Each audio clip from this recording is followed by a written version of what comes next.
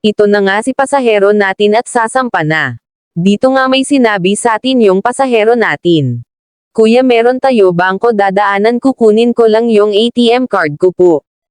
Mag-add na lang po ako ng bayad. At ang sabi ko, mga kakini, sige po ma'am, walang problema po.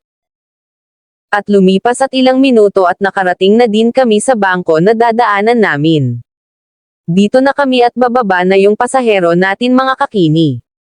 Antayin lang natin si ma'am, mga kakini, na lalabas. At lumipas ang ilang minuto. Dito na yung pasahero natin, mga kakini, at agad ko nang binigay yung helmet. Dito sinabi ko na mabilis lang pala ma'am, walang pila. Tuldok. Ito yung sagot sa ating pasahero, mga kakini. Naka-priority daw siya dun at hindi na siya pinapila ng gwardya dahil naka-priority na daw siya. At agad na kaming umalis patungo sa drop-off location ng ating pasahero. At lumipas ang ilang minuto, agad na din kaming nakarating sa drop-off location ng ating pasahero, mga kakini.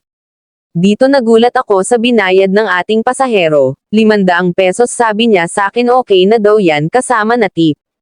Kaya mga kakini, bibigyan lang natin sila sa mga gusto nila, meron din yan kapalit. Thank you Lord, sa uulitin po. Salamat sa panood, see you on next video.